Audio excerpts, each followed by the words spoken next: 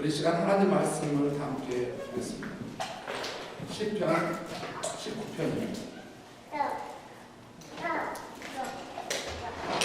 구약성경 314페이지에 있습니다.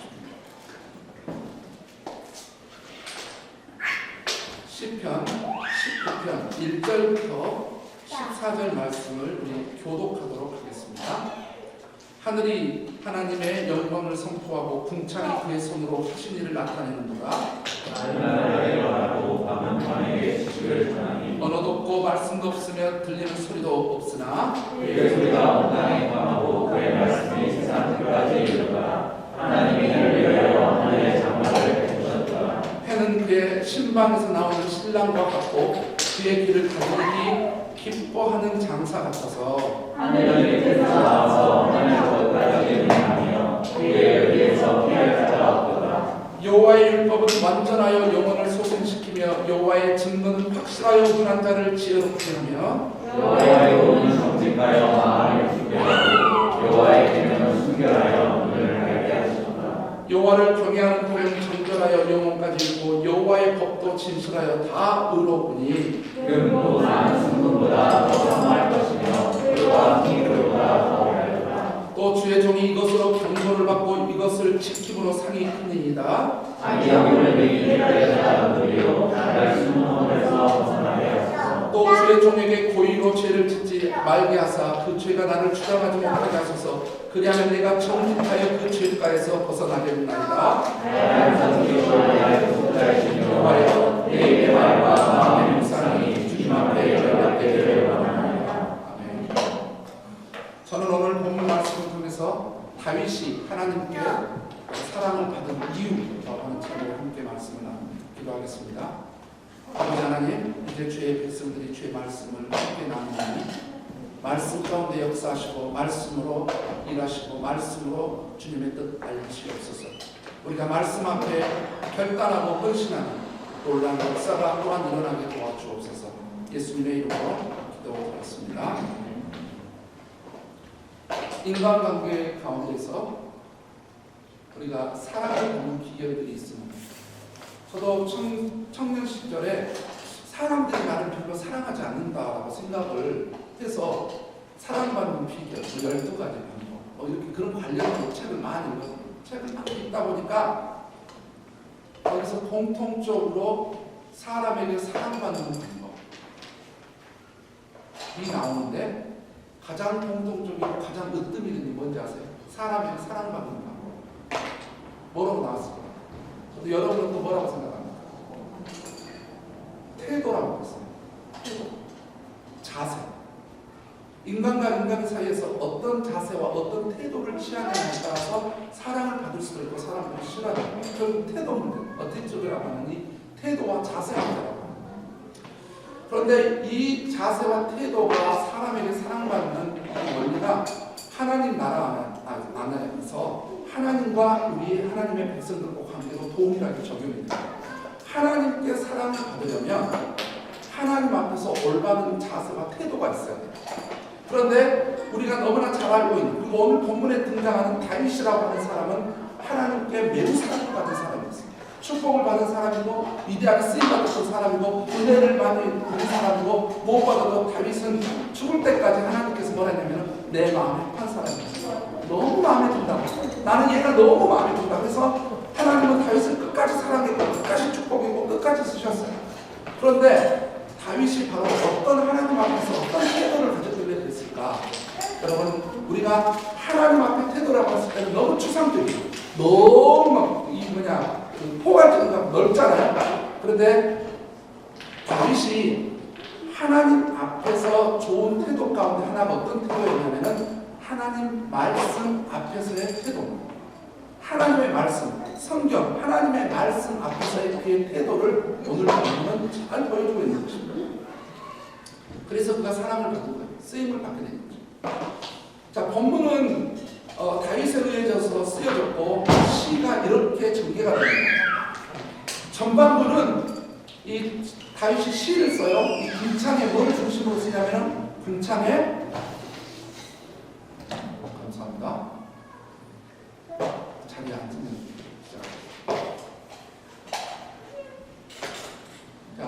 궁창의 해를 비유로 한 거야. 궁창, 그렇죠. 태양. 우리 얘는 너무 놔주세요. 운동 좀 놔주세요.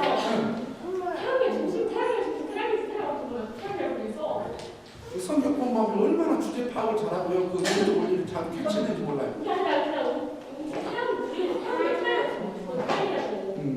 좋아요. 좋은 말씀이에요. 자, 그 태양, 우리가 이 하늘의 궁창에 있는 태양을 보면서 하는데 이 태양을 뭘로 비유를 하냐면은 여러분 이 시편의 특징적으로 성경에 있는 시들의 특징을 해요. 먼저 이 우주와 그다음에 궁창에 있는 해를 쫙 이야기를 하다가 이 해를 어디로 연결시키냐면은 해는 뭐와 같다? 하나님의 말씀과 같다. 그래서 7절에 갑자기 내용이 해를 이야기를 하다가 7절에 여호와의 율법은 이렇게 시작이 돼요. 이게 따로 있는 내용이 아니라 시를 통해서 비유를 한 다음에 바로 태양과 같은, 태양을 피하려고 태양의 온기 있잖아요. 열기가 온 세상에 있는 것처럼 하나님의 말씀은 그렇다. 하나님의 말씀에 대해서 이야기를 하고 있는 거예요. 그리고 이제 다윗이 그래서 자기는 하나님의 말씀 앞에 어떤 자세와 태도를 가졌는지를 쭉 이야기하고 나서 그가 이제 어떻게 하냐면은 12절부터 끝까지는 왜 하나님 앞에서 이런 말씀에 이런 태도를 가져야 되는지 그 이유를 잘 설명해 주었어요. 기가 막힌 시입니다. 기가 막힌 시. 여기서 얼마나 큰 영적 원리가 발견되는지 모르겠어요. 저는 우리 다윗이 새롭게 보입니다. 다윗이. 왜냐하면 뭐 다윗이 아주 존경스럽습니다. 왜냐하면 다윗은 목회자가 아니거든요. 목사가 아니에요. 선지자도 아니고 평신도. 평신도. 직업이 왕이었을 뿐이죠. 평신도. 원래 목동 출신이니까. 뭐 제사장도 아니고 선지자도 아니고 그런다고 뭐 하나님의 일을 했던 사람도 아니에요. 평범한 평신도인데 그가 오늘 본문에 해를 비유를 하면서 하나님의 말씀 앞에 어떤 태도를 가졌는지 위대한, 정말 존경스럽습니다. 그래서 저는 다윗이 하나님의 말씀 앞에서 어떤 태도를 가졌느냐 이 부분을 보면서 우리도 2021년 표답게 성숙하자라고 했을 때 하나님의 말씀 앞에서의 우리 자세와 태도도 성숙하기 위해서 이 원리를 배워요. 첫 번째 다윗은 하나님 말씀 앞에 어떤 태도를 가졌냐면 하나님의 말씀의 가치를 깨달은 사람, 하나님의 말씀의 가치를 깨달은 사람. 7절부터 9절까지 제가 다시 한번 읽겠습니다. 여호와의 율법은 완전하여 영혼을 소생시키며 여호와의 증거는 확실하여 우둔한 자를 지혜롭게 하고 여호와의 교훈은 정직하여 마음을 기쁘게 하고 여호와의 계명은 순결하여 눈을 밝게 하고 여호와를 경외하는 도는 정결하여 영혼까지 이르고 여호와의 법도 진실하여 다 우르고. 그러면서 금 많은 순금보다 더 사모할 것이며 꿀과 성의꿀보다 더 달도다. 또 주의 종이 이것으로 경고를 받고 이것으로 지킴으로 상이 크니까. 이렇게 이야기했어요. 보세요. 다 여기서 뭘 말하냐면은 여호와의 율법, 여호와의 증거, 그다음에 여호와의 교훈, 여호와의 계명, 여호와의 경외하는 도, 여호와의 법, 다 뭘 말하는 하나님의 말씀을 이야기하고 있는 거예요. 다윗이 하나님 앞에 사랑을 받은 이유, 바로 하나님 말씀 앞에서의 태도인데 바로 그 태도 중에 첫 번째 태도가 뭐였냐면은 하나님의 말씀의 가치를 깨달은 사람이에요. 이 사람 놀라운 사람이에요. 성경학자도 아닌데 요즘 우리가 교태하고 있는 에스라같이 성경학자도 아닌데 어떻게 평신도가 이 놀라운 하나님의 말씀의 가치를 이렇게 깨달았냐는 것이죠. 보세요. 얼마나 그가 위대하게 표현하냐면 하나님의 말씀은 완전하다. 정말 퍼펙트라고 되어 있더라고. 영혼을 소생시키고 여호와의 증거는 확실하고 그래서 지혜롭게 만들고 여호와의 교훈은 정직하다. 그래서 마음을 기쁘게 하고 여호와의 계명은 순결해서 눈을 밝게 하고 여호와의 경외하는 도는 정결하여 영혼을 만들고 여호와의 법도 진실하여 정결하다, 진실하다, 순결하다, 정직하다, 완벽하다, 확실하다. 하나님의 말씀의 가치를 철저히 깨달아. 그는 어느 정도로 이것을 더 깊이 깨닫고 있냐면은 10절과 11절을 보면 좀 특이한 상황이에요. 보세요. 뭐라고 되냐면은 많은 순금보다 더 사모한다. 그는 어느 정도냐면은 그때 당시에 그때 당시에 사람들이 가장 가치 있게 여겼던 게 뭐냐면은 순금이었어요. 근데 그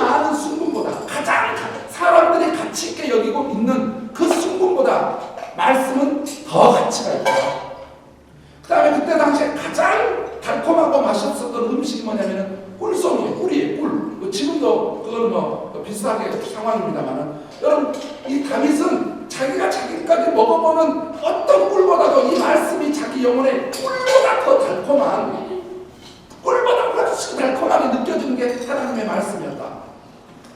그리고 순간마다 더 가치가 있다. 여러분 그렇습니다. 여러분 세상 사람들이 나는 이걸 주고 이걸 주고 이걸 주고 난 이게 좋다 이게 최고다 이거 최고다 그러는데 여러분 이렇게 말하니까 그것보다 가장 가치 있는 게 하나님의 말씀이야. 사람들이 이것도 맛있고 저것도 맛있고 이것도 맛있고 저것도 맛있다고 하는데 그것보다 가장 맛있는 것은 하나님의 말씀이야. 여러분 여러분은 그렇게 인정하고 계십니까? 저는 다윗 앞에서 참 부끄러워요. 이렇게 살아가고 있는 다윗의 모습 앞에 너무 부끄러웠어요.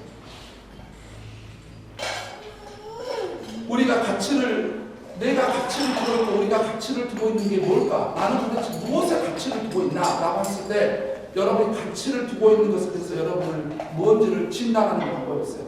첫 번째 뭐냐? 가장 많이 투자를 하고 있는 겁니다. 가장 많이 여러분이 투자를 하고 있는 그것에 여러분의 가치를 두고 있는 거예요.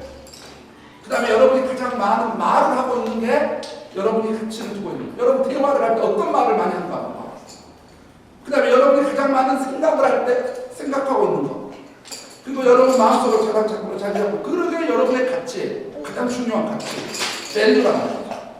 그 다음에 제가 여러분에게 또 다른 방법으로 접근해보면 여러분이 무엇의 가치가 있는지 문제 이것이 없으면 불안해지는 것. 그게 여러분의 가치입니다. 뭔가 자기가 아무렇지 않다가 갑자기 그게 없어졌어요. 그게 인간일 수도 있고 물질일 수도 있고 건강일 수도 있고 뭐 또 어떤 것일 수도 있어요. 그런데 그것이 사라지면 갑자기 불안해져 버려요. 그게 여러분이 가장 가치를 두고 있는 거예요. 그렇게 접근하는 거예요. 근데 저는 너무 감사한 게 제가 사임을 하겠다고 하는데 한 명도 불안해하지 않는 거예요. 얼마나 감사한지. 저는 불안합니다. 우리 성도들 두고 가기 너무 불안해요. 그런데 성도들 중에 누구 한 명도 불안해하지 않는 거예요. 불안해. 할렐루야. 네?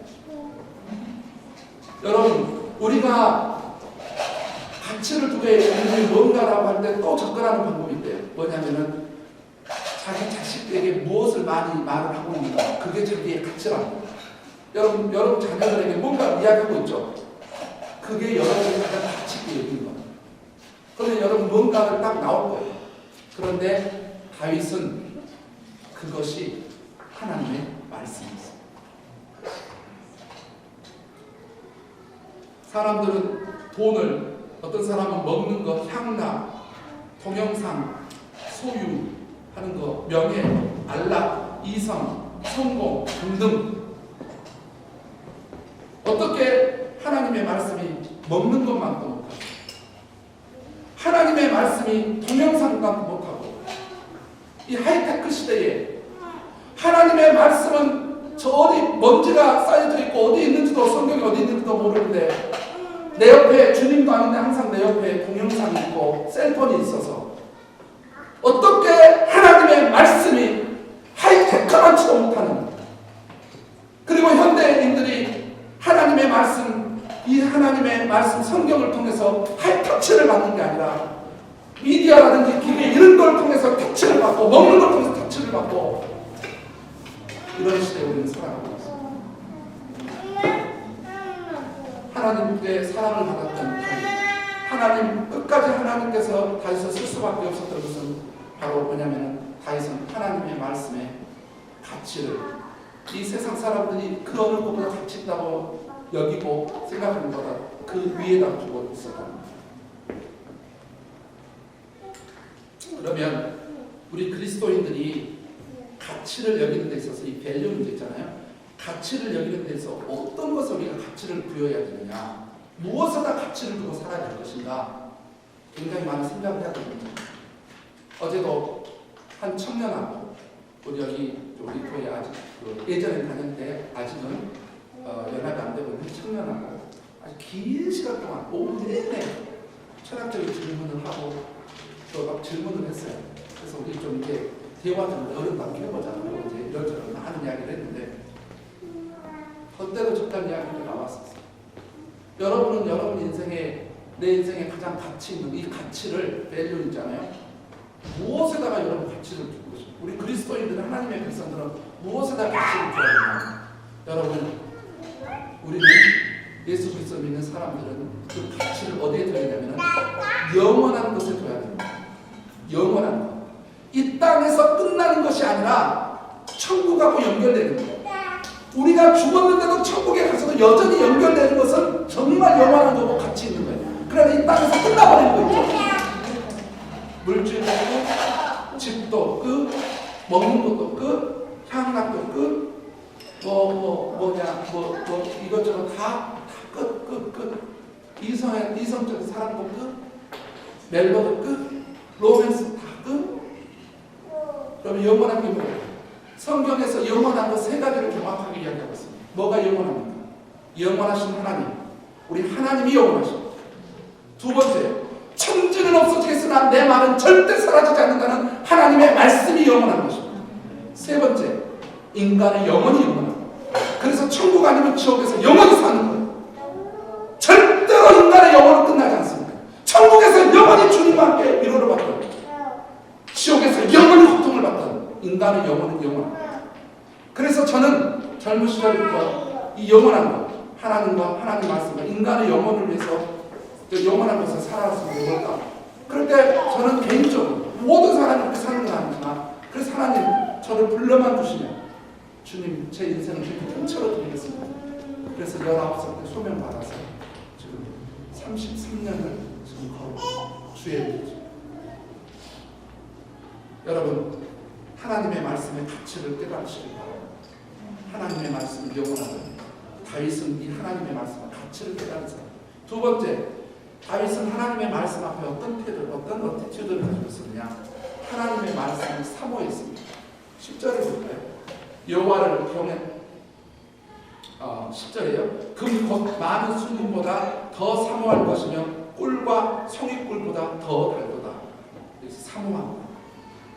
다윗이 하나님께 사랑받은 이유, 특별히 하나님의 말씀 앞에서 어떤 태도를 가졌냐면 다윗은 평신도예요. 그렇게 바쁘고 힘듭니다. 왕이기 때문에 얼마나 일과가 많겠어요. 그리고 주변의 나라들이 얼마나 호시탐탐 공격하려고요. 이런 상황에도 그는 하나님의 말씀을 사모했어요. 그래서 시편 9편이나 다른 데 보면 하나님의 말씀을 듣기 위해서 아침 이명에 아무도 일어나지 않는데 일어나고 하나님의 말씀을 듣고 읽었다. 그래서 그런 거예요.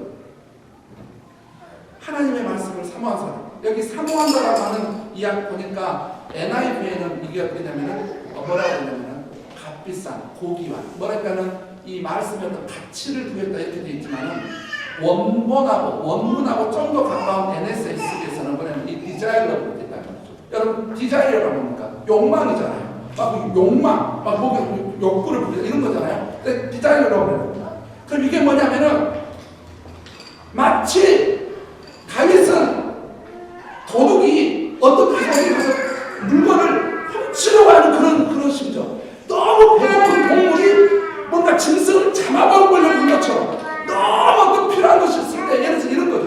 우리 인간으로 보면 우리가 만약 10일 동안 굶었어요. 10일 동안 굶었는데 누군가 먹을 것이 없는데 누가 여기서 진짜 맛있는 죽을 써가지고 가지고 들어왔어요. 냄새가 너무 맛도 너무 좋아요. 그것을 어떻겠어요? 얼마나 그게 먹고 싶겠어요.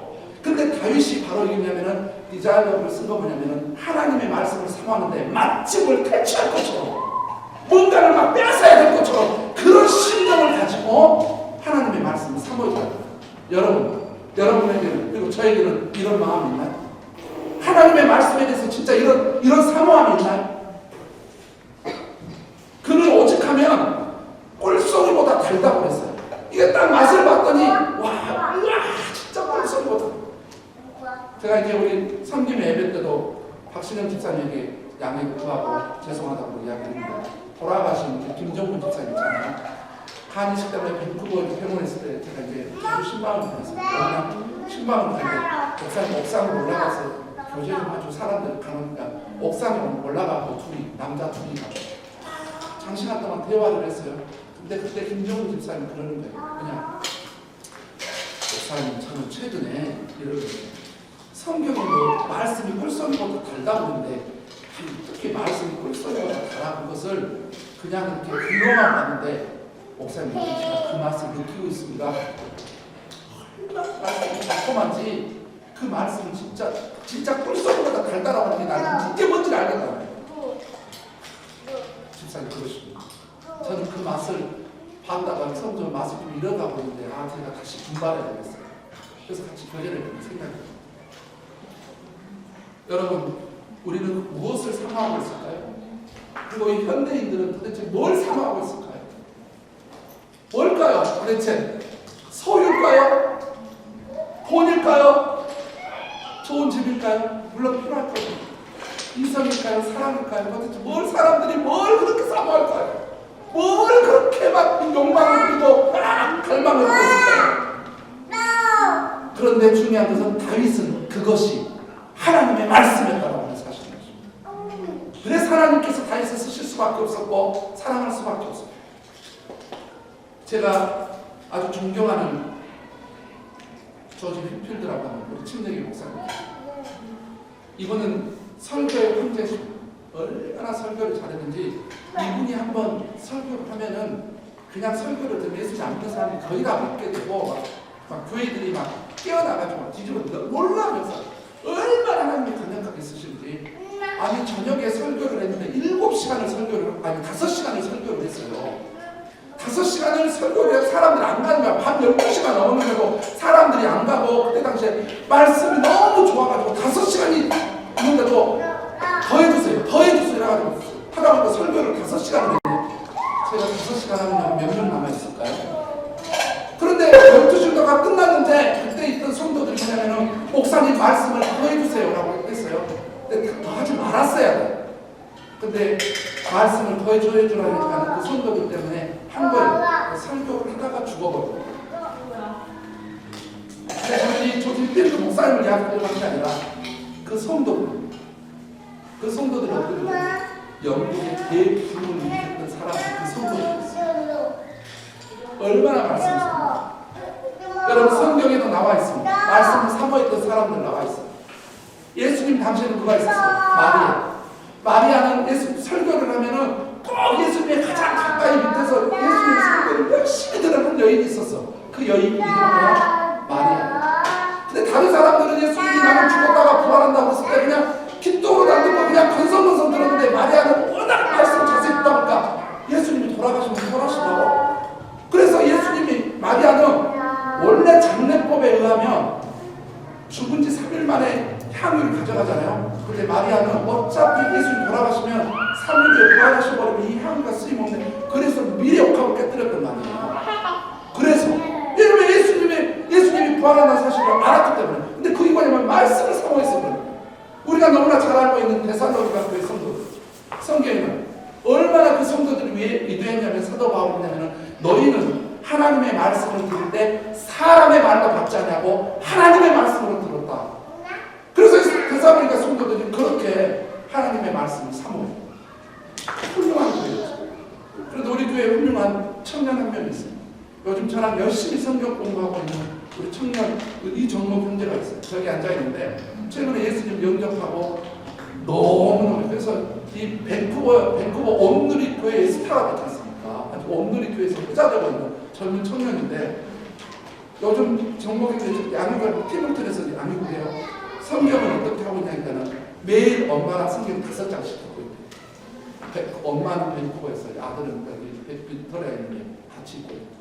너무 아름답지 않습니까? 세 번째입니다. 다윗이 하나님 말씀 앞에 어떤 태도를 가졌느냐? 하나님의 말씀을 지키는 삶을 살았어요. 11절에 보면 이렇게 되어 있죠. 또 주의 종이 이것으로 경고를 받고 이것을 지킴으로 상이 크니이다. 지킴. 영어로 보면 keep이라고 되어 있어요. 우리가 keep을 할 때 일반적으로 뭐 이렇게 지키다는 뜻만 있는 게 아니라 감직하다는 뜻이에요. 감직하다. 그러니까는 이 말의 언어적인 의미가 뭐냐면은, 다윗은 하나님께서 말씀을 했을 때 말씀을 내 가치를 구했을 뿐만 아니라 말씀을 사모해서 말씀을 드렸을 때 그 말씀을 어쩌다 한 번 한 게 아니라 말씀을 계속 연속적으로 지킨 거예요. 현재는 놀라운 사람. 그래서 하나님 앞에 그가 사랑을 받고 이런 아름다운 말씀 앞에 태도를 보여요. 그는 하나님의 말씀이 왔을 때 그것을 관념 속에 머무르게 하지 않았어요. 생각 속에 이런 말씀이 있구나. 뭐 어떤 사람은 좀 더 성숙한 사람은 마음으로 갑니다. 마인드로 갑니다. 한동이에요. 오, 놀랍도다. 오, 은혜가 돼. 많은 사람들이 아예 어리석은 사람은 말씀도 안 받아들이고 조금 성숙한 사람은 머릿속에 이런 말씀이 있구나. 조금 더 성숙한 사람은 마음에다 들면 감동. 오, 은혜가 됐어요. 그런데 더 성숙한 사람은 어떻게 되는지 아세요? 자신의 삶의 자리까지 가져갑니다. 순종을 하는 거예요.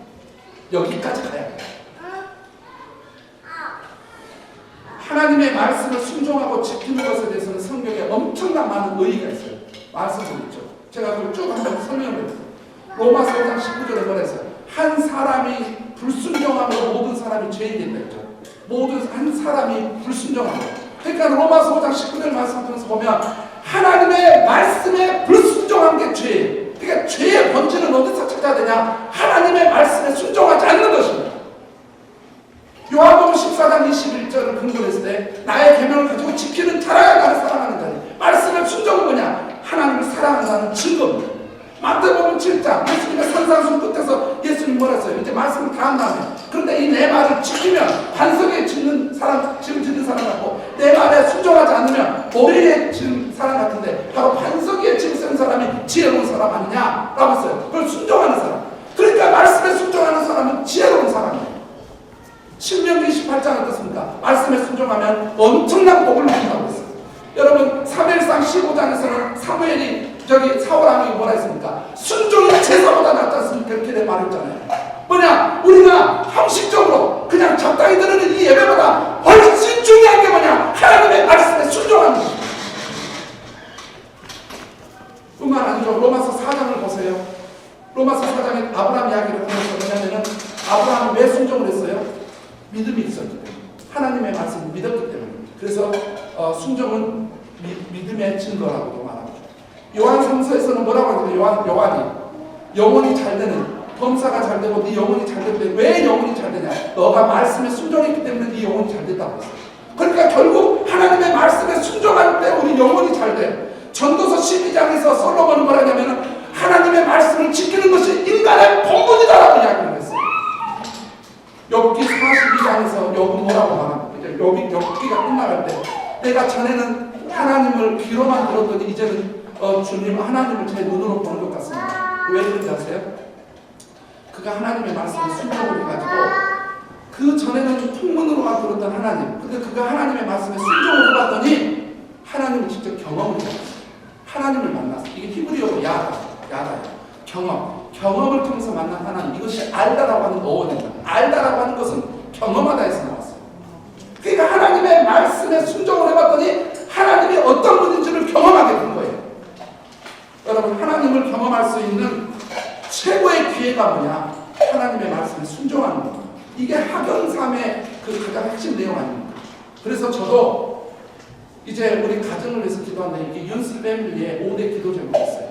저는 기도할 때마다 매일 기도할 때마다 우리 가정을 놓고 기도할 때 5가지는 빼먹지 않고 기도합니다. 그 5가지가 뭐냐? 첫 번째, 하나님 우리 온 가족이 오로지 하나님의 영광을 위해서 살고 있어요. 두 번째, 하나님 우리 가정 모두가 저부터 택하니까지 하나님을 사랑하게 해주세요. 세 번째로요, 하나님 우리가 삶에 어디에 있든까지 우리 가족 모두가 하나님을 경외하게 해주세요. 네 번째는 뭐냐? 하나님 앞에서 거룩한 삶을 살게 해주세요. 다섯 번째가 뭐냐? 하나님의 말씀에 순종하는 가정이 되게 해주세요. 5대 기도. 저는 제 목숨 끊어지는 날까지 그거 기도드립니다. 다윗처럼 하나님께 사랑을 받고 하나님께 쓰임받게 되는 하나님의 말씀에 순종하시길 바랍니다. 말씀의 결론이 있습니다. 다윗이 하나님께 사랑을 받는 이유를 말씀을 드렸습니다. 하나님의 말씀 앞에서의 태도, 말씀의 가치를 부여했고 말씀을 사모했고 말씀에 순종했고, 그러면 이 삶이 왜 그렇게 중요하냐? 그렇게 하나님 앞에서 이렇게 말씀의 이런 태도, 말씀 앞에서의 태도가 왜 그렇게 중요하냐? 자, 12절부터 14절까지 한 구절씩 제가 강의를 했습니다. 12절 보세요. 자기 허물을 누기 깨달을 자가 누구려? 나를 숨은 허물에서 벗어나게 하소서. 깨달을 자가 누구려? 왜 갑자기 하나님의 말씀을 하다가 자기 허물 이야기가 나오겠어요? 여러분 기억하세요. 하나님의 말씀에 가치를 부여하고 말씀을 사모하고 말씀을 지키는 자가 어떤 은혜를 누리냐면 자기 죄가 무엇인지 보이게 됩니다. 자기 죄가 내가 어떤 인간인지 내 죄를 보고 여러분이 어떤 사람인지를 하나님 앞에서 적나라하게 보려거든 성찰해 보려거든 사람에게 묻지 말고 하나님의 말씀을 뚫어지게 보세요. 그래서 히브리서 4장 12절에 하나님의 말씀은 살아있고 운동력이 있어 자위의 어떤 낯선 검보다도 예리하여 영과 혼감 및 사람의 골수와 골수를 쪼갤 뿐만 아니라 인간의 마음의 생각과 뜻까지 통찰해버린다고 했어요. 하나님의 말씀은요 우리 영혼까지 꿰뚫어본다니까요. 그래서 우리가 어떤 존재인지 다 알려주는 게 하나님의 말씀. 바로 성경이 우리가 누구인지를 알려줍니다. 13절을 보십시오. 또 주의 종에게 고의로 죄를 짓지 말게 하사 그 죄가 나를 주장하지 못하게 하소서. 그리하면 내가 정직하게 큰 죄까지 나서 나는나이다. 뭐라고 말하죠? 여러분 여기서 뭘 알 수 있어요? 바로 말씀에 가치를 부여하고 말씀을 사모하고 말씀에 순종하는 자는 죄에서 승리한단 말이에요. 죄에서 벗어날 수 있단 말입니다. 그 대표적인 예가 누굽니까? 예수님 아닙니까? 사단이 와서 예수님을 유혹했고 시험할 때 예수님이 뭘로 물리쳤어요? 기록되었을 때, 말씀하셨을 때, 기록되었을 때 말씀하셨다니 말씀으로 물리쳤다니. 그러니까 결국 말씀이 우리로 죄를 짓지 않게 만듭니다. 마지막으로 14절은 나의 반석이시오 나의 구속자이신 여호와여 내 입의 말과 마음의 구상이 주께 연락되기를 원하나이다. 이제 말씀에 가치를 부여하고 사모하고 말씀에 순종하는 사람은 어떤 일이 벌어지냐? 그 사람의 삶이 하나님 앞에 연락입니다. 하나님께서 말만이 아니라 마음만이 아니라 말만이 아니라 모든 삶의 행동이 주님 앞에 연락된다. 즉 주님이 받으시는 삶이 됩니다. 주님께서 너는 이뻐. 너 참 이쁘다. 너는 어떻게 이렇게 이쁘냐? 나는 너를 통째로 받는다. 그래서 다윗이 하나님의 마음을 한 사람이 됩니다.